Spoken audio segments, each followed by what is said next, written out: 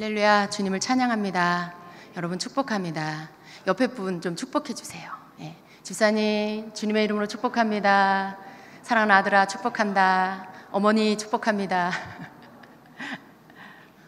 우리가 비는 축복이 그 사람에게 임한다는 걸 여러분 믿으십니까? 예. 우리가 진심으로 옆에 사람을 축복할 때 그 사람에게 축복이 임합니다. 그리고 나에게 해주는 이 축복이, 그 사람이 해주는 축복이 나에게 임합니다.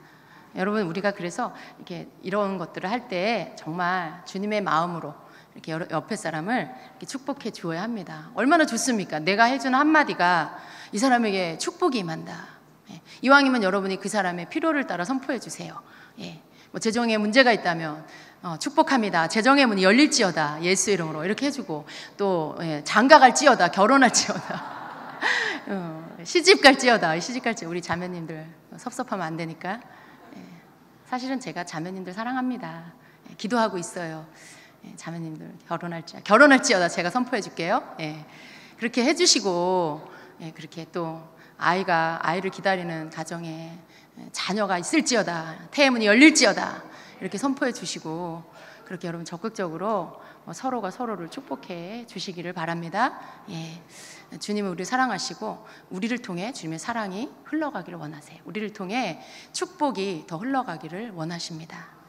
같이 말씀 보겠습니다. 사사기 8장 22절부터 28절까지입니다.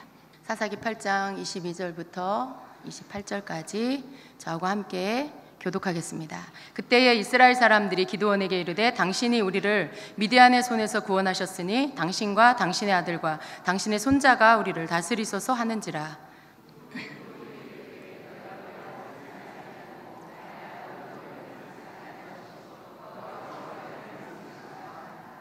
기드온이 또 그들에게 이르되 내가 너희에게 요청할 일이 있으니 너희는 각기 탈취한 귀고리를 내게 줄지니라 하였으니 이는 그들이 이스마엘 사람들이므로 금 귀고리가 있었음이라.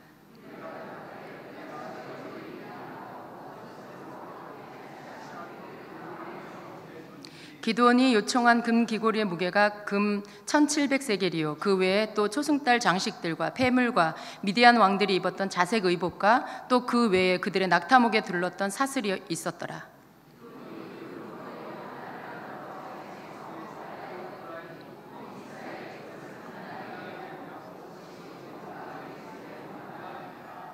함께 읽습니다. 미디안이 이스라엘 자손 앞에 복종하여 다시는 그 머리를 들지 못하였으므로 기드온이 사는 40년 동안 그 땅이 평온하였더라. 아멘. 아멘. 여러분 사사기 열심히 묵상하고 계십니까? 그래요. 여러분 열심히 묵상하십시오.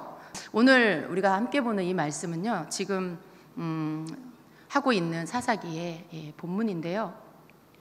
여러분, 우리가 사사기를 묵상하면서 모든 사람이 공통적으로 느끼는 게 있어요. 그게 뭐냐면, 이 사사시대가 지금 우리가 살고 있는 이때, 이 시대하고 참 많이 비슷하다라는 거. 여러분 공감하십니까? 지금 이 마지막 때 많은 사람들이 하나님을 떠나 있고 또 하나님을 섬긴다고 하지만 자기 방식대로 섬기고 있고, 이런 것들. 그리고 하나님의 그 말씀, 하나님의 법이 뭔지를 몰라서 굉장히 세상을 사랑하는 음란함에 빠져 있고, 이런 세대이죠. 지금 이 세대가 그렇죠.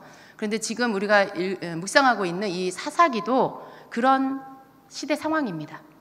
정말 보면 사사라고 했는데 사사의 삶을 보면 갸우뚱해지는 게 한두 군데가 아니에요. 이 사람이 하나님 앞에 쓰임받은 하나님의 일꾼인가? 좀 이해가 안 가는 그런 말씀들이 많이 있어요. 근데 여러분 헷갈려 하지 마세요.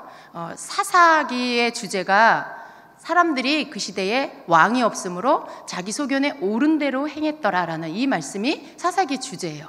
그래서 사사기에 나오는 뭐 사사든지 혹은 또 뭐 거기에 그 이스라엘 사람들이든지 뭐 누가 됐든지 지도자가 됐든지 백성이 됐든지 할 것 없이 모든 사람의 공통점이 뭐냐면 자기 소견에 옳은 대로 행하고 있다는 것입니다. 여러분, 자기 소견에 옳은 대로 행한다라는 것은 다른 말로 하면 하나님의 뜻대로 살지 않는다라는 거예요. 그냥 내 생각되는 대로 산다, 내 기분 따라 산다, 이런 거죠.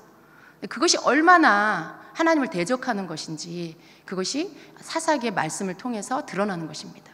여러분, 내 생각대로 하는 게 여러분이 모르는 사이에 하나님을 대적하는 거예요. 내 소견에 옳은 대로 하는 것이 그게 하나님을 대적하고 있는 때가 굉장히 많아요. 왜냐하면 우리는 철저하게 인본주의예요. 그래서 우리 인간 위주로, 나 중심적, 인간 중심적 그런 것으로 모든 것들을 바라보고 생각하고 결정하고 행동해요. 우리가 하나님의 말씀을 모르고 그 말씀을 따라서 내가 나를 그 말씀을 따라가려고 결정하지 않으면 우린 모두 다 누가 됐든지 간에 그냥 내가 생각할 때 옳다고 생각하는 대로, 내가 볼 때 그게 맞다라, 그게 좋다라고 생각하는 대로 결정하고 나아가죠. 그런데 그것이 우리가 신본주의, 하나님 중심적인 삶, 하나님을 섬기고 하나님을 따르는 삶을 살 때 거기에는 내가 생각하는 대로가 아니죠. 하나님의 말씀대로 따라가는 게 하나님 중심적인 삶이에요. 하나님의 뜻대로 우리가 살아가는 게 하나님 중심적인 삶이에요. 그런데 내 중심적으로 내 소견에 옳은 대로 사는 것은 하나님 중심적이 될 수가 없어요. 내 소견에 옳은 대로, 내 생각이 옳은 대로 결정하는 것은 절대로 하나님의 말씀에 순종할 수가 없어요. 그래서 사사시대의 이 특징은 자기 소견에 옳은 대로 행했더라 라고 하는 이 말씀은 사람들이 하나님의 뜻을 따르지 않고 하나님을 온전히 섬기지 않고 자기 마음 내키는 대로 살았더라 이 말인 거죠. 자기 원하는 대로 살았더라라는 그런 뜻인 거죠. 그러니 이 사사시대에 얼마나 사람들이 악하고 정말 죄가 죄인 줄 모르고 살았는가라는 것들을 우리가 또 이해할 수가 있습니다. 여러분, 사사기를 이렇게 계속 이렇게 묵상하고 읽다 보면 뒤로 갈수록 너무나 끔찍한 일들이 일어나요. 정말 여러분, 우리가 아직 거기까지 본문이 나가진 않았지만 뒤에 나가면 어떤 사건까지 있어요? 동성애는 말할 것도 없고, 토막살인 사건, 사람을 이렇게 죽여서 토막을 내가지고 이런 사건. 근데 그런 일들을 하나님의 백성들 가운데서 하고 있는 것들이 바로 이 사사시대입니다. 와, 이게 오늘날 뉴스에서나 들을 수 있는 얘기인 줄 알았더니 그 옛날 구약시대 사사시대에도 그런 죄악들을 행하고 있었구나. 오늘날 우리가 동성애 때문에 하나님 앞에 기도하고 회개하고 그런 줄 알았더니 그 옛날 구약시대 사사시대, 그보다 더 전에도 있었죠. 이미 그 전에도 있었죠. 그런데 그런 아주 악한 죄가 그 시대에도 있었다라는 거예요. 그러면 여러분, 이 죄라는 것이 시대가 뒤로 갈수록 더 죄가 악해지고 그 전에는 순수했고 꼭 그런 건 아니라는 걸 우리가 알 수 있어요. 지금 있는 죄악들이 그때에도 이미 다 있었다는 거죠. 그렇다면 시대가 뒤로 갈수록 죄가 더 악해진다, 꼭 그런 것도 맞지가 않아요. 다만 분명한 건 뭐냐면 하나님의 말씀이 부재, 하나님 말씀이 없으면 사람들은 타락하고 그 악이 그게 달하는 데까지, 그 잔인함이 그게 달하는 데까지 간다라는 거죠. 시대와 상관없이. 사사시대에는 하나님의 말씀이 없었어요. 하나님의 말씀을 제대로 가르쳐주는 사람도 없었고, 그래서 백성들이 하나님 백성임에도 불구하고 나름대로 자신들은 하나님을 섬기고 있지만 하나님의 말씀과 하나님의 법하고는 전혀 맞지 않는 자기들 방식으로 그 이방 민족의 그들이 우상 숭배하는 그런 형식을 쫓아서 하나님을 섬기고 있는 그런 죄를 짓고 있는 것입니다. 여러분, 그것이 사사기예요. 그래서 우리가 사사기를 묵상하면서 사람들 속에 얼마나 부패한 것이 있는지를 봐야 돼요. 그리고 그것이 그들에게만 있는 것이 아니라 오늘날 나에게도 있다는 걸 우리는 인정해야 합니다.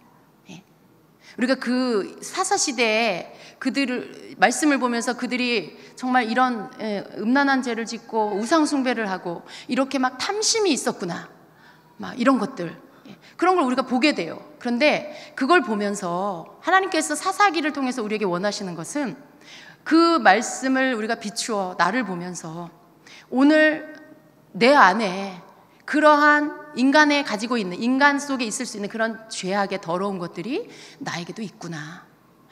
그리고 이 죄를 처리하지 않으면, 내가 이 죄에서 돌이키지 않으면, 이 죄를 끊어버리지 않으면 그들의 종말처럼, 그들의 끝처럼 되는구나. 그들의 삶처럼 그렇게 하나님 떠나는 자가 되는구나. 그것을 주님께서 알기를 원하시는 것입니다. 여러분, 우리가 겸손한 마음으로 사사기를 읽어야 되겠어요. 이들은 죄인이고 나는 의인이야, 이건 아니에요. 이들이 죄인인데 이들이 나와 똑같은 성정을 가진 인간이고 이들도 하나님을 섬기고 있었고, 중요한 건 뭐예요? 하나님을 제대로 알고 제대로 섬기지 않으면 이렇게 되는 거구나 라는 것을 우리가 깨달을 필요가 있습니다. 그래서 오늘 이 본문의 말씀은요, 이러한 배경의 사사기를 우리가 먼저 알고, 그리고 이 말씀 가운데 나와 있는 이 사건들은 사사 중에서 기드온, 여러분 잘 알고 있는 기드온과 300용사 잘 아시죠? 그 기드온의 사건 중에 하나입니다. 기드온의 삶, 기드온이 사사시대에 있었을 때의 그 사건 중에 하나입니다. 근데 말씀을 묵상하는 가운데 저에게 보게 하시는 부분들은 뭐였냐면, 바로 이 기드온을 보면서 사람 안에 있는, 그는 사사였잖아요. 일반 그냥 이 백성이 아니라 지도자였고 사사였어요. 그런데 그럼에도 불구하고 그 사람 속에 있는 그런 모든 이 은혜가 떨어지고 하나님 말씀으로 변화되지 않은 사람들 속에 있는 그런 세상적인 물질 좋아하고 또 권력을 탐하고, 그리고 성적인 그런 탐심, 여자를 좋아하고 이런 것들이 동일하게 있다라는 것을 주님께서 보게 하셔요. 그래서 그 말씀을 우리가 지금 살펴볼 건데요. 지금 이 배경은요, 기드온이 이스라엘의 적국인, 이스라엘을 그렇게 괴롭힌 그 미디안 나라를 하나님께서 기드온을 뽑아서 그에게 기름 부어주시고 그에게 그보다 앞서 나가셔서 정말 해변가에 모래알 같이 많은, 메뚜기 떼 같이 많은 그 미디안의 그 적군들을 다 물리치게 하셨어요. 단지 300명을 데리고. 그래서 그 승리하게 하신 하나님이 주신 그 승리의 승전고를 울리고 탈취물을 얻어서 돌아왔을 때 그 이후의 모습입니다. 근데 여기에서 보면 8장 이제 그 앞에도 그 전쟁을 끝내고 승리하고 돌아온 그런 이제 돌아오는 길에 있었던 이야기가 있고요. 오늘 읽은 이 본문의 말씀 가운데서는 또 이제 또 다른 그 주제를 가지고 말씀을 하고 있는데, 전체 가운데 나와 있는 것은 기드온이 어떤 사람인가라는 것이에요. 기드온이 어떤 사람인가. 근데 우리가 사사라고 하면 다 훌륭한 사람이고 정말 하나님 앞에 쓰임 받을 만한 그런 사람이라 이렇게 생각할 수 있는데, 말씀을 보면 그렇지가 않습니다.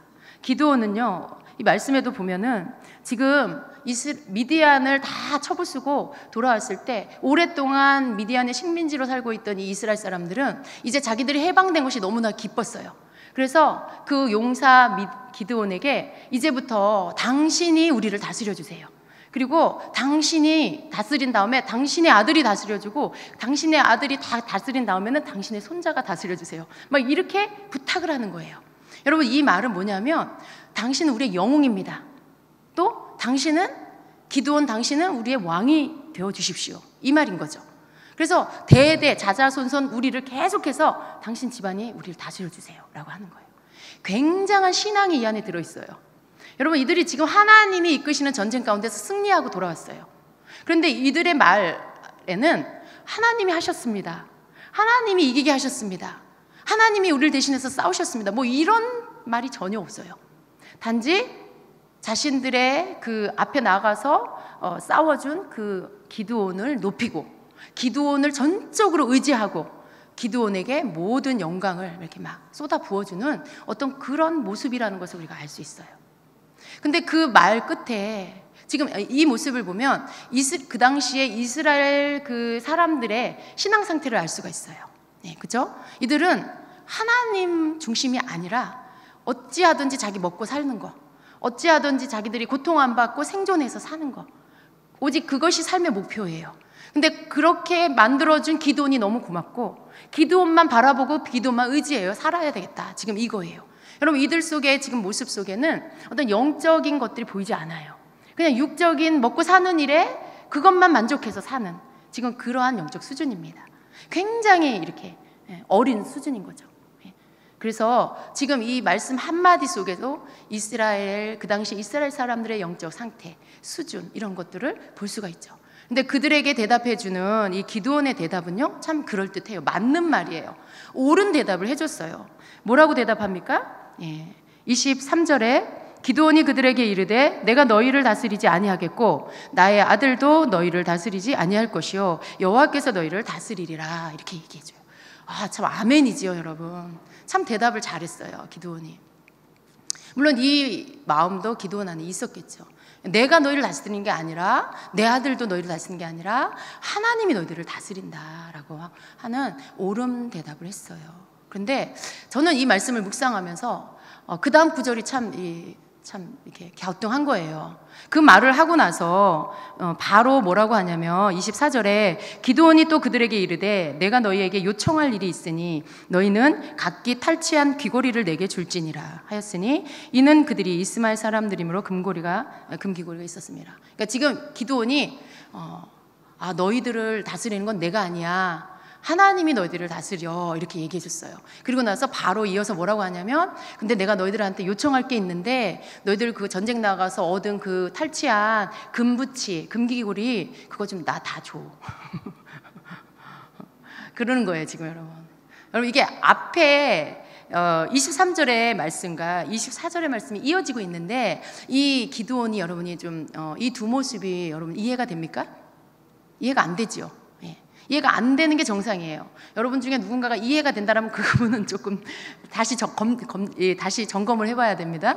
지금 이 23절의 말씀과 24절의 말씀은 일치되지 않아요. 23절의 말씀은 정말 하나님이 원하시는 대답이에요.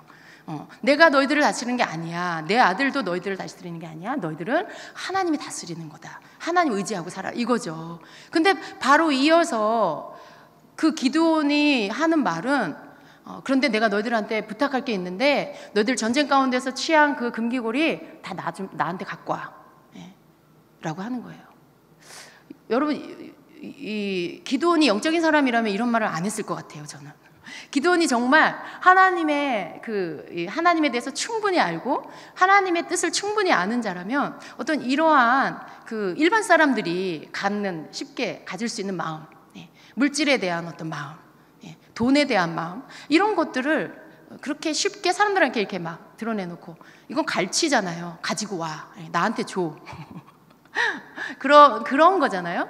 근데 이 모습이 저는 이렇게 매치가 안 됐어요. 그래서 기드온은 연구 대상이다, 이렇게 생각을 했습니다. 그런데 사람들의 반응은 또 어떠냐면 그렇게 말하는 기드온에게 아우 기쁨으로 드리겠습니다. 기꺼이 즐거이 우리가 당신에게 이 금귀고리 탈취한 것들을 다 주겠습니다 라고 하죠.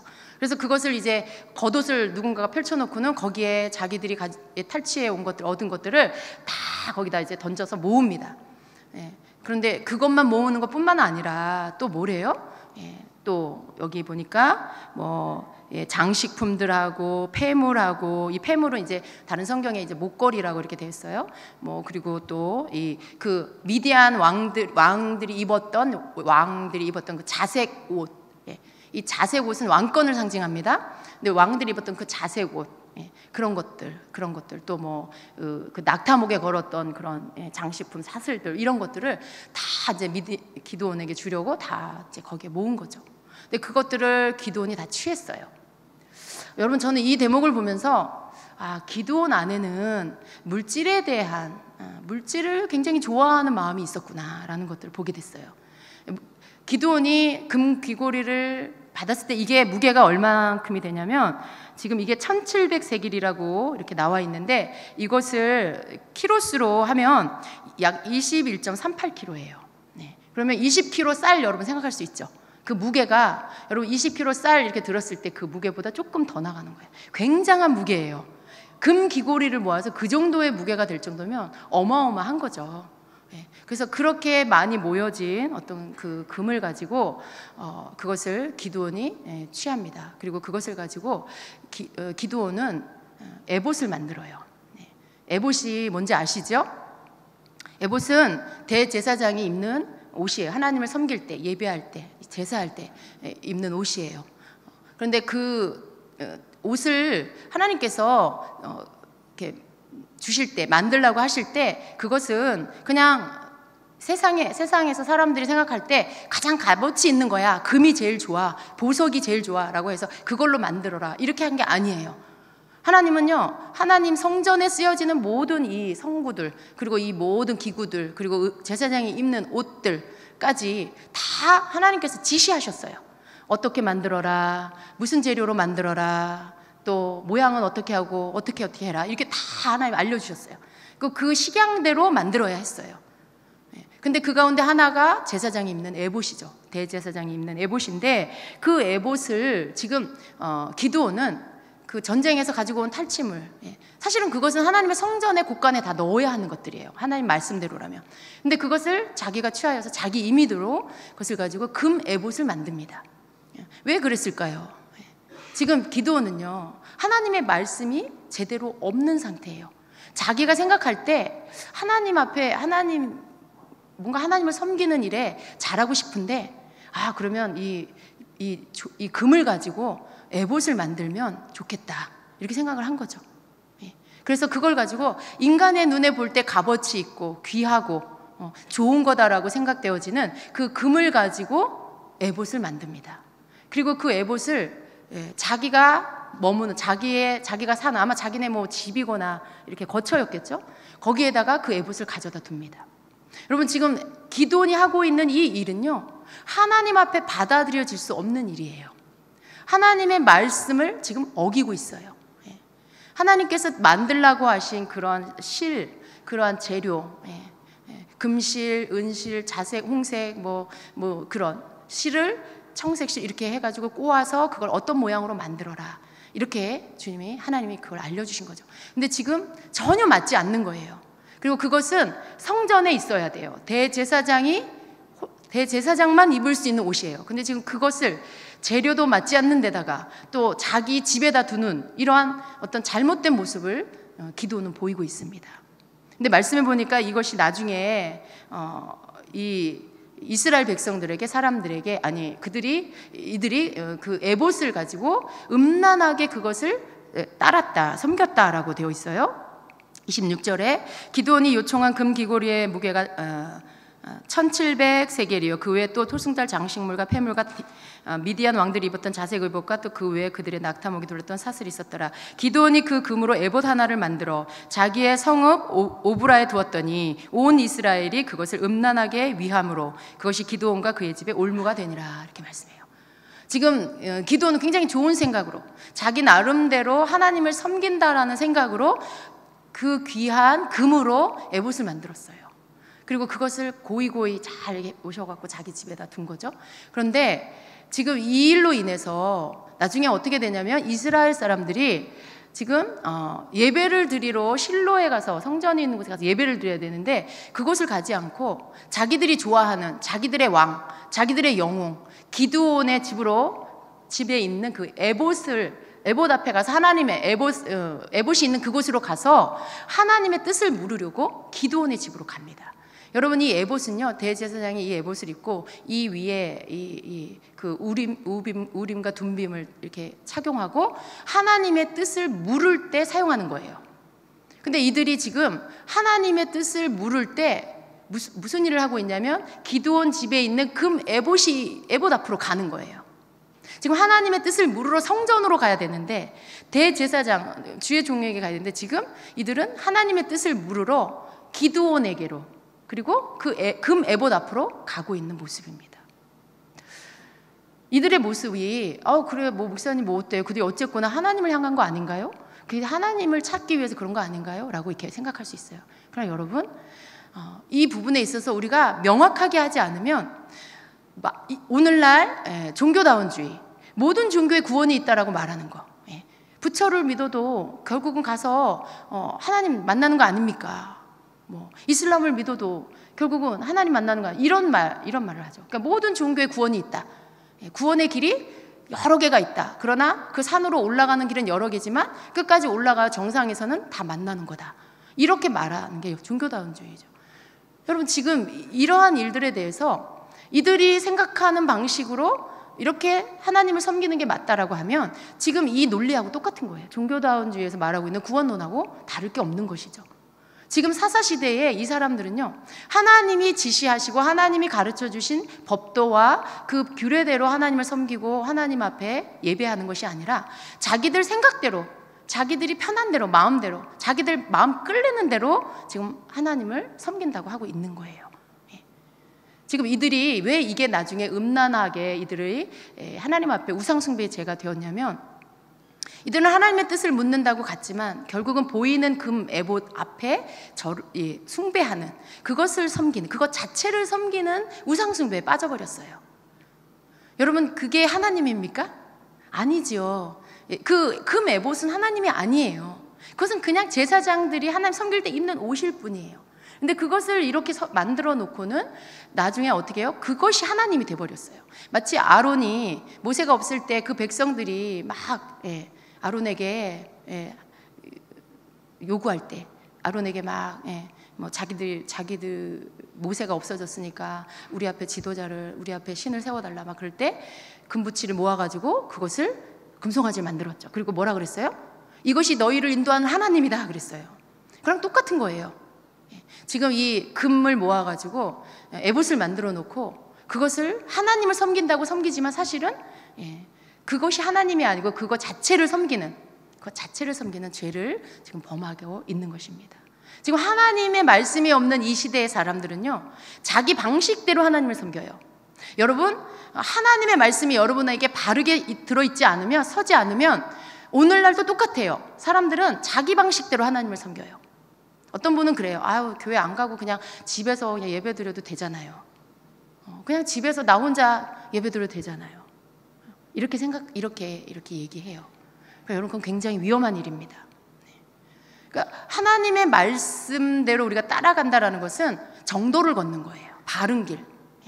하나님의 말씀을 따라서 우리가 뭔가 조금 불편해도, 뭔가 좀 힘들어도 그걸 따라 준행하는 것은 우리가 잘못된 길로 가지 않고 바른 길로 가도록 인도해 주는 것입니다.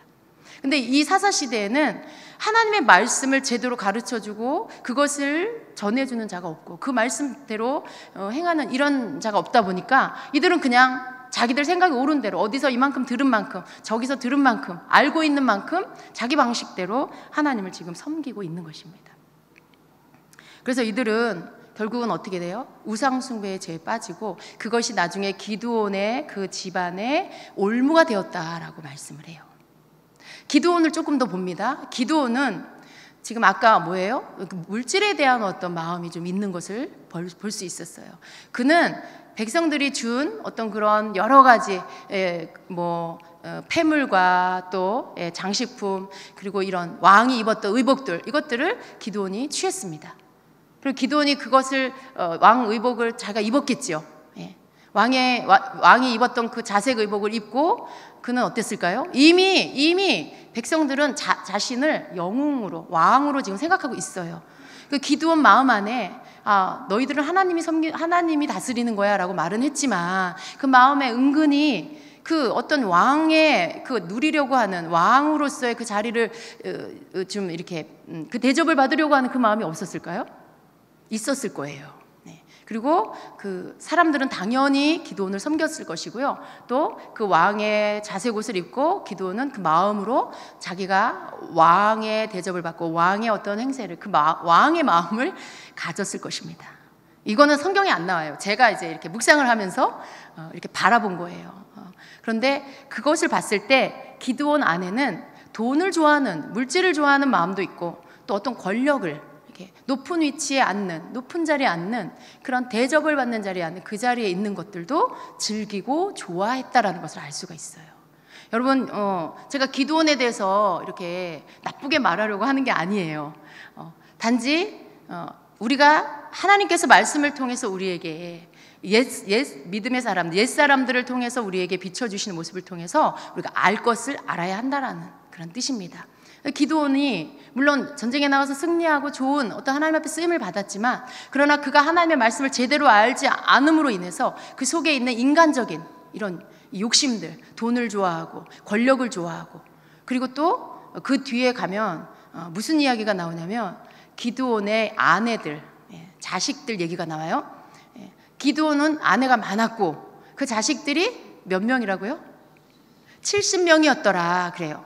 그리고 또 세겜에는 그의 첩이 있어서 거기 그 첩을 통해서도 아들이 또 있었고, 굉장히 여러분 이 아내가 많았다, 그리고 아들이 70명이다, 이 말 속에 기드온은 여자를 참 좋아했구나, 이것도 읽을 수가 있습니다.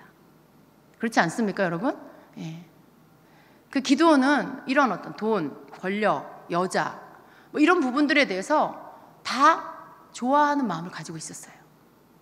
그리고 그것들을 그냥 다 허용하고 살았어요.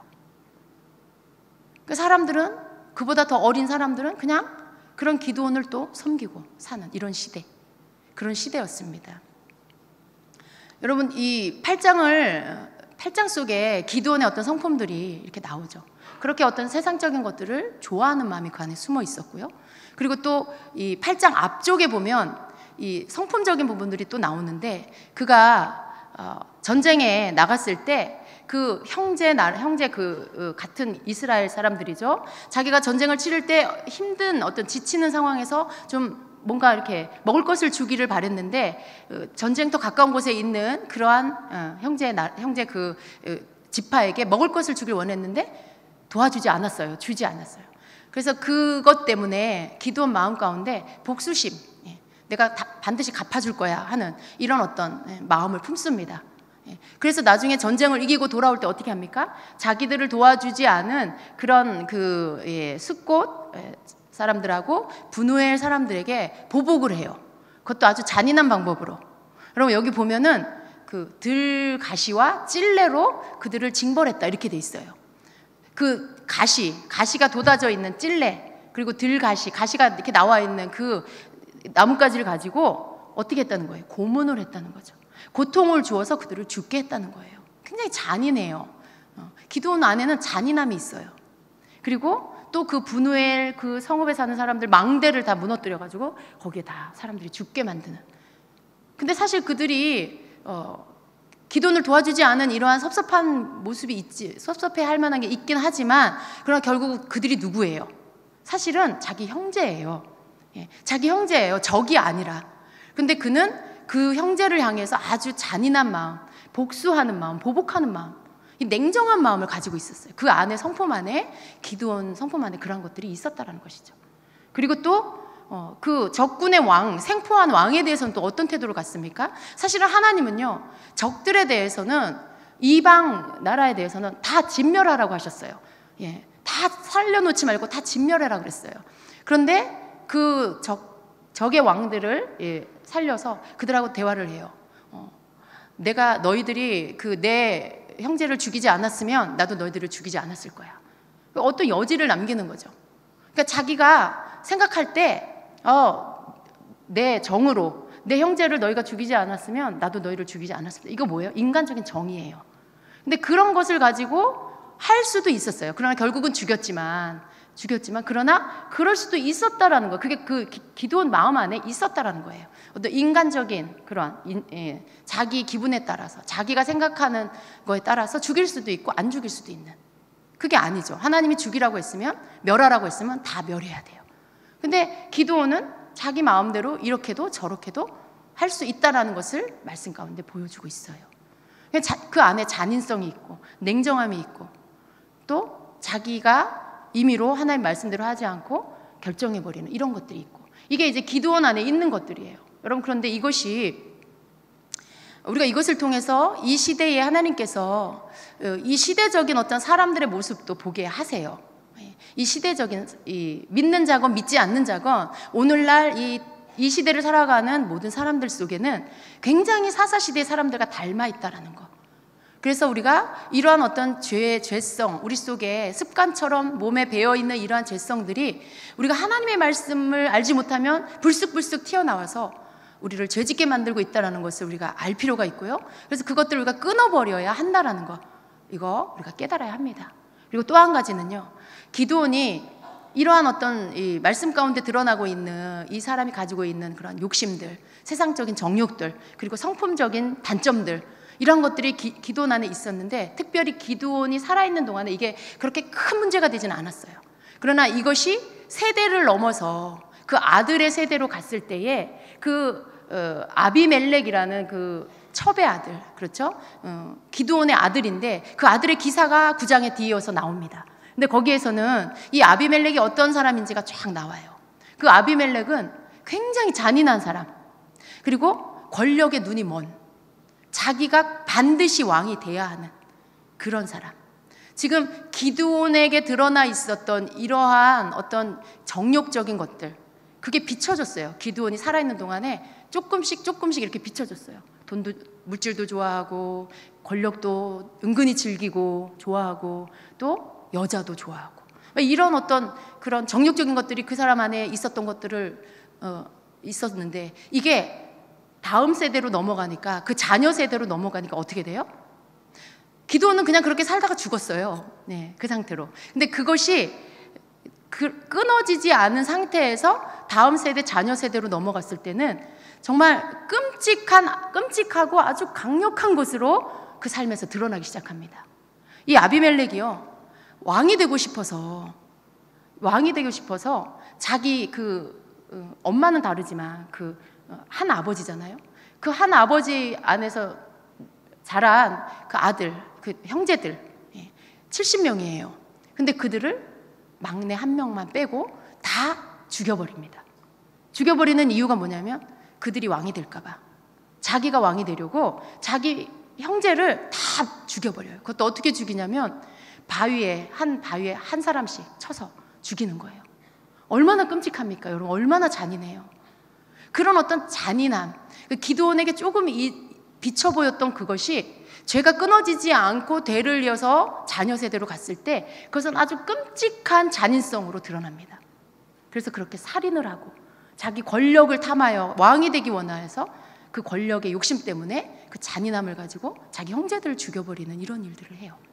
그리고 굉장히 인간적이에요. 이 인본주의예요. 자기가 왕이 되기 위해서 엄마와 그리고 자기의 말하자면 고향 사람들이죠. 그 사람들을 다 이렇게 자기 사람을 만듭니다. 그리고 돈을 주고 사람을 사서 자기 수하에 두고 자기를 따라다니게 만들고, 굉장히 모든 행동하는 것들이 너무나 인본주의적인, 인간적인 이런 것들을 하고 있는 모습이에요. 여러분, 왜 기드온의 이 이야기 뒤에 바로 아비멜렉의 이야기가 나올까요? 하나님께서 이 안에 숨겨두신 것이 있어요. 여러분, 이 죄는 이 사람들 속에서 하나님의 말씀으로 다rum을 받지 않으면 이 죄는 그냥, 이 죄성이 이 안에서 있어요. 이 안에 있는다는 건 언젠간 이게 나온다는 거죠. 그러나 이것이 하나님의 말씀 안에서 끊어져 버리면 이것은 없어져 버리는 것입니다.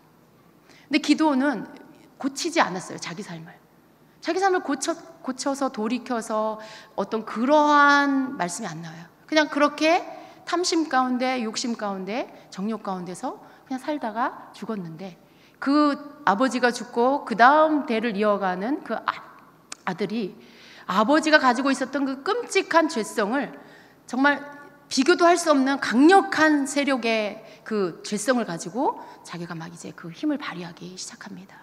여러분, 이게 어디서 왔어요? 아버지에게서 왔어요. 기드온 안에 있던 그것이 아들에게로 갔어요. 왜? 죄를 끊고 하나님 말씀 앞에 그것들을 끊고 돌이키지 않았기 때문에, 그냥 그대로 살다가 죽었기 때문에 그 죄가 혈통을 타고 아들의 세대로 넘어간 것입니다. 여러분, 우리는 이 말씀을 통해서요, 우리가 중요한 것을 붙잡아야 합니다. 아들의 세대로 넘어간 이 죄의 세력은요, 굉장히 강하게 드러나요. 왜냐하면 뭐가 됐든지 간에, 좋은 거든지 혹은 특별히 죄는요, 이게 세대를 넘어가서 유산이 돼서 내려가면 강력한 힘을 얻어요. 한 세대를 지나면 2배의 힘을 얻죠. 그 상태로 고침받지 않고 또 다음 세대로 넘어가면 3배의 힘을 얻어요. 그 죄가 굉장히 힘을 얻습니다. 그래서 아주 더 악해지는 것이죠. 이것을 어떻게 해야 될까요? 끊어버려야 돼요. 여러분, 예수님이 십자가에서 우리를 위해서 죽으시고 부활하신 이유는요, 우리의 이러한 것들을 끊어주시기 위해서 그 일을 하신 거예요.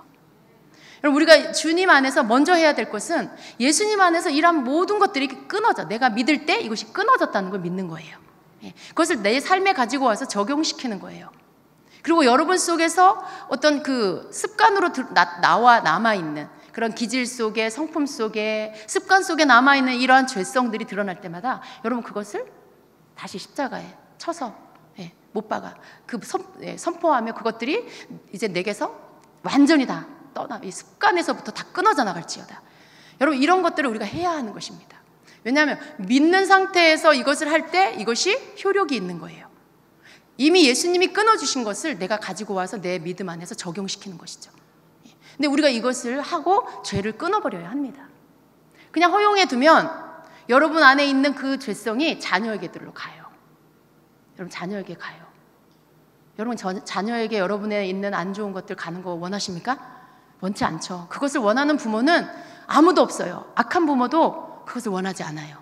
근데 우리가 이것을 방치하고 그냥 놓아두고 내 삶에서 죄를 허용하고 그냥 남몰래 마음속에서 즐기고 그렇게 살면, 그렇게 살다가 그냥 죽으면 그 사람의 그런 것들이, 그런 어떤 죄의 그런 습성들이 자녀에게로 흘러갑니다. 그리고 그 자녀의 삶 안에 그것이 드러나게 돼 있어요. 여러분 끊어버리십시오. 끊어버리세요. 이것들이 여러분의 삶에서 끊어져서 더 이상 나타나지 않게 하세요. 여러분이 자녀를 생각할 때 어느 부모가 그 자녀에게 안 좋은 것을 주고 싶겠어요? 어느 부모가 생선을 떡을 달라고 하는데 돌을 주겠어요? 그걸 그러는 부모는 없잖아요. 더 좋은 걸 주고 싶은 게 부모 마음이에요. 그런데 여러분이 줄 수 있는 뭐 물질의 유산, 뭐 어떤 뭐 집, 땅, 뭐 그런 거 여러분 자녀한테 주는 거 뭐 좋아요. 그런데 여러분 그런 모든 것들 안 줘도 괜찮아요. 여러분이 더 귀하고 더 중요하게 여겨야 될 것이 무엇이냐면 바로 영적인 유산이에요. 우리는 믿음의 유산으로 자녀들에게 남겨줘야 돼요. 믿음의 유산을 그 아이들이 받아서 하나님 앞에 더 신실하고 더 하나님을 경외하는 자녀가 되게끔 그렇게 해줘야 돼요. 그걸 유산으로 남겨줘야 돼요. 만일 우리 속에 하나님 앞에 버리지 않은, 고쳐지지 않은 죄를 가지고 그냥 살다가 돌이키지도 않고 고치지도 않고 살다가 그것이 자녀들에게 유산으로 가서 그것이 그 아이들에게 남겨진 유산이 되면 여러분 얼마나 그 아이들이 고통 가운데 살겠어요. 세대를 넘어서 또 세대를 넘어서 그게 계속 흘러가면요, 그 세대의 자녀들은 자기가 그 고통을 왜 당하는지, 자기 속에 왜 이런 것들이 자꾸 좋아지는지 몰라요. 왜 자꾸 내 속에 있는 이 집착하는 마음이 어디서부터 온 건지 그 아이는 몰라요. 영적인 원리를 모르면 그 아이는 모르고 그냥 모르는 상태에서 계속 넘어지고 빼앗기고 죄짓고 당하고 그러고 살아요. 근데 여러분이 끊으면 여러분의 자녀들은 이것을 받지 않습니다. 우리는 이미 예수님이 십자가에서 이것들을 끊어주셨어요. 여러분 우리가 그것을 믿고 내 삶에서 이제 남아있는 이러한 현상적인 것들, 습관으로, 내 느낌으로, 기분으로 자꾸만 이렇게 생각나게 하고 자꾸만 그것을 쫓아가게 하려고 하는 것들, 그것이 드러날 때마다 예수님이 십자가에서 다 도말해 주셨다고 선포하고 여러분 스스로 의지를 가지고 그것들을 따라가지 않는, 여러분 스스로 그것들을 십자가에 못 박아버리는, 이미 못 박혔다, 나는 이미 내 모든 죄는 십자가에 못 박았다, 너는 나를 끌어갈 수 없다, 이러면서 그것들을 버려야 돼요. 끊어야 돼요. 여러분 끊어야 돼요. 그것을 여러분이 할 때 여러분의 자녀에게로 이것이 넘어가지 않습니다. 우리는 사사기를 읽으면서 죄가 어떻게 대를 넘어서 다음 세대로 가는지도 봐야 돼요. 내 삶 안에 내가 버려야 할 것도 무엇인지를 알아야 하고요. 그것을 버릴 수 있는 유일한 방법은 내가 하나님의 말씀을 제대로 알고, 그래서 그 하나님의 말씀이 내 길이 되고 내 인생의 표지판이 되어서, 방향 표지판이 되어서 하나님의 말씀이 가라는 대로, 하나님 말씀이 하라는 대로 따라갈 수 있는 그 삶을 살아서 죄가 내 삶에서 완전히 끊어지게 해야 하는 거, 이거 나 자신에게 적용해야 돼요. 그리고 여러분 안에서 이것들이 끊어짐으로 인해서 자녀 세대에게도까지 믿음의 유산으로 넘어갈 수 있도록 하는 거, 이거 여러분이 하셔야 되는 겁니다. 그래서 여러분 자녀들에게 물려줄 거 없어서 미안한가요? 늘 자녀들 뭔가 힘들게 하는 부모라고 생각하십니까? 걱정하지 마세요. 여러분이 뭘 주는 게 아니에요. 하나님이 주시는 거고요. 여러분이 줄 수 있는 게 있어요. 가장 귀한 믿음을 여러분 주세요. 그들이 그 믿음이 있으면 그 자녀는 얼마든지 가난해서 부요함으로 자기 삶을 바꿀 수 있고요. 없는 것을 다시 있게 만드는 부요함을 누릴 수 있습니다. 그래서 우리는 내가 뭔가를 그 아이에게 주어서 오히려 그 아이가 그것 때문에 타락하고 교만해지는 것보다 믿음의 유산을 남겨주어서 그 아이가 하나님 앞에 인정받는 아이, 하나님을 경외함으로 하나님의 복을 받는 그런 자녀가 되게 해 주어야 합니다. 이것이 정말 그 자녀에게 가장 소중한 유산이 될 것입니다. 여러분, 그것을 유산으로 주는 자가 되십시오. 정말 그런 부모가 이 세대에 있어야 합니다. 이 다음 세대는 지금 방향을 알지 못해요. 방치되어 있는 세대, 뭔가 거울이 없어져 버린 세대.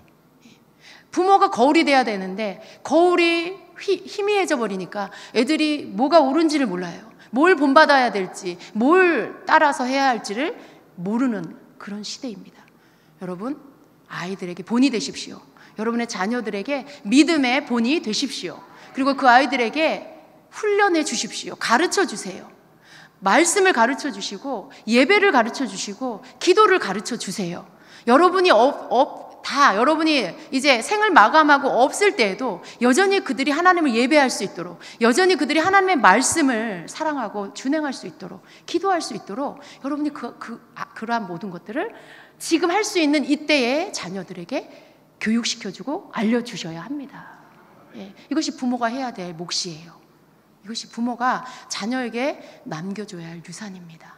그래서 우리가 오늘 이 말씀을 통해서, 그리고 우리가 앞으로 계속하는 이 사사기의 묵상을 통해서 정말 하나님 앞에 우리가 어떻게 살아야 하는지를 깨닫고, 하나님을 떠나고 말씀을 떠나면 얼마나 악해지고 타락하고 더러워질 수 있는지를 보면서 나는 그러한 자가 되지 말아야 되겠다 결단하고, 내 자녀 세대가 복을 받는 세대가 되게 해야 되겠다라고 그것들을 여러분이 깨닫고 그렇게 행하는 여러분이 되십시오. 감사합니다. 주님께서 여러분의 이 결단 속에 일하실 것입니다. 뭐든지 여러분이 결단하고 행하실 때 하나님이 역사하세요. 내가 하려고 할 때 하나님께서 여러분 하게끔 도와주십니다. 이 시간에 우리가 함께 기도하겠습니다. 우리가 주님 앞에, 여러분 하나님 앞에 고백할 죄들을 고백하세요. 그리고 끊어져야 할 것들을 이 시간에 선포하고 끊으세요. 그리고 여러분을 믿음의 아버지, 어머니가 되게 해달라고 기도하시고, 내 자녀들에게 믿음의 유산을 남겨줄 수 있게 해달라고, 그리고 그것을 교육하는 부모가 되겠다라고 주님 앞에 고백하며 기도하며 나가겠습니다.